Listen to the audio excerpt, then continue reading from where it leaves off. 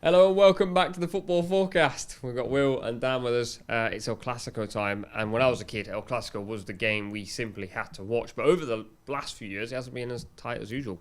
This one looks tight. Barca looking good form, top of the league. Madrid looking good form. Battles all over the park. The last four meetings, Barca actually won the last one in LaLiga. 4-0. Madrid 2-1, Madrid 2-1, and Madrid 3-1. Where's this game getting won? Well, first of all, we're getting back to proper El Clasico now. Unfortunately, I won't be able to watch it because I'll be at Villa Park watching Villa lose to Chelsea. But I would love to be watching. I would be love to be watching this game at the weekend. I think we're getting back now to Barcelona and Real Madrid being proper teams again. Real Madrid in particular are a phenomenal outfit. You know, they're going to take a lot of beating in the Champions League this season. But I watched Barca in the Champions League against Inter, and it was just fun. You know, they were all over the place defensively. They've had injuries, Barcelona, and this is where I think Real Madrid can win the game because Barcelona have had to mix and match their defence so far this season. They've had 3 or 4 different players play at right back. They've had 3 or 4 different centre half combinations as well. I mean, they've got a lot of players to choose from, in fairness, but they've had all these different combinations. Yet they've only conceded 1 goal so far this season. I think Ter Stegen, he was busy last night.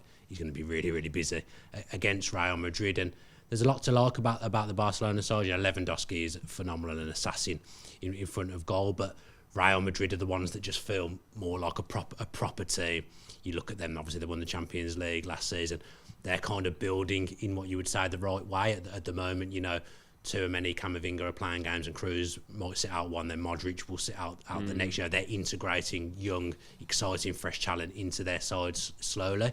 Barca have just got all these mega stars that have come in, and they've put them all straight in. So it's going to be a really interesting game, but I can't see past Madrid personally. Yeah, I'm the same. Like you said, just highlighting that right back area, sort of with injuries, turning it inside and out, and obviously that's where Vinicius Junior sort of lurks around, gets the goals, gets the assists, and is the most dangerous as well. So with that area being sort of up for grabs, I think Vinicius Junior is going to have a good day round there.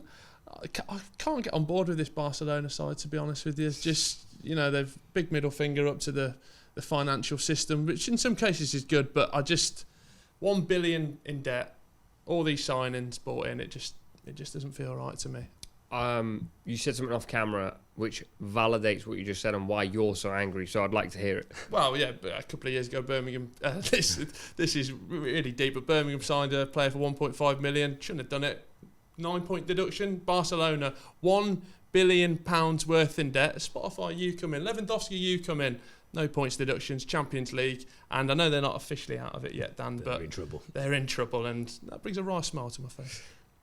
Real Madrid, as you mentioned, they've been the way they've sort of re-engineered this side again with Tchouaméni, who's such a dominant figure in midfield. On the flip side, Barca have Pedri, who, in my opinion, is probably, I think, the best under 23, under 24 player in the world. Them two going head to head in midfield is probably one area where you go, that could end as an equal battle. You mentioned the right back situation. Barca tend to be more defensive on that side, and Real Madrid's creative outlet is Vinicius Junior. If he comes up against Sergio Roberto's got a big issue.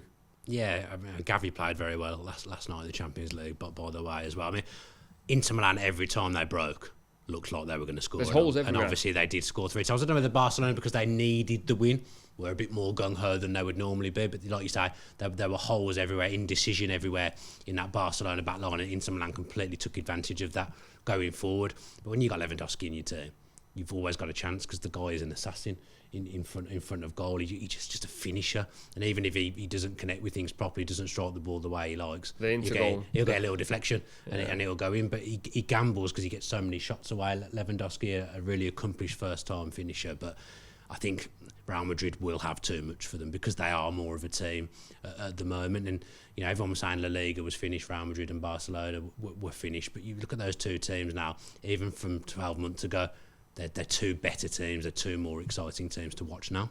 I think the thing with Barca as well, they've sort of done well in the league. I know they're both on the same points, but obviously the calibre of team that they've faced, like they've had possession and they've been able to use that and work it really well. Whereas coming up against the Real Madrid, especially in that midfield area, I think that's where Real Madrid are really going to win out.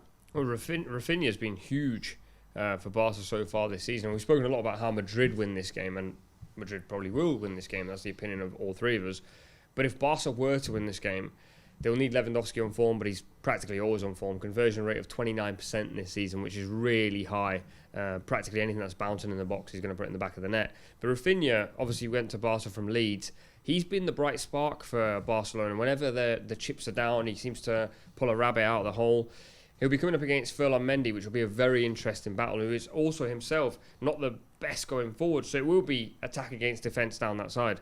Yeah, the flanks is a place where Barcelona can operate. Obviously, Dembele on the other flank as well. He's had a bit of a renaissance at Barcelona from looking like he was finished. So I think that pace on the wings is potentially where Barcelona can win the game if they can get the ball in the box to Lewandowski. Although whoever plays at centre back for Real Madrid have just got great options there now. They've got great options. They just feel like a really astute outfit at the moment. Whoever they play, it just feels like Real Madrid have the better side, and I think they'll be able to snuff Barcelona out. Here's the other thing. Thibaut Courtois might be injured for this, which I think changes a lot for this issue. Barca will get chances. Madrid have conceded chances in every game they've played this season. They've conceded 7 goals this season. As you mentioned, Barca have only conceded 1. If Thibaut Courtois is not in the side, Barca have a real chance. Well, yeah, I mean, we've already mentioned Lewandowski's record as well, so he'll be sort of licking his lips to seeing around that. And it does, if they can sort of play a bit more on the counter-attacking, obviously we said that they like to have the ball in these league games. They're not going to have it playing away from home as well against Real Madrid. So I think it almost plays into the hands a little bit if they can just get those 1 or 2 golden chances. They've got a man who they know can definitely take them. It just feels Real Madrid are there at the moment, whereas Xavi's still trying to get his ideas properly. Hey, they're top of the league though. No, I know, but it just... The fixtures, like Will says, the fixture list has been kind to Barcelona so far. This is the acid test for them. Now, I think Xavi ideally would like Barcelona to be playing a little bit higher with a little more tempo. I don't think he's been able to implement that fully, although the improvement they've made from where they were a year ago is quite frankly astounding for a manager that, is a young manager and hasn't done much in his managerial career so far. So I think he deserves credit for that. But Ter Stegen has been busy in certain games, and I think, they're lucky to be only conceded 1 goal. Well, the tests have been in the Champions League and they failed them. So I think that tells you all you need to know going into a game like this. Score prediction?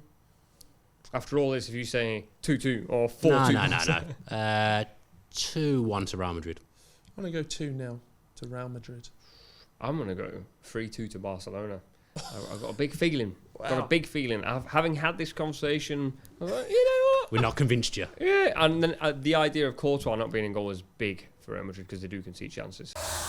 Thanks so much for watching ESPN on YouTube. And for more sports highlights and analysis, be sure to download the ESPN app. And for premium content and live streaming, subscribe to ESPN Plus.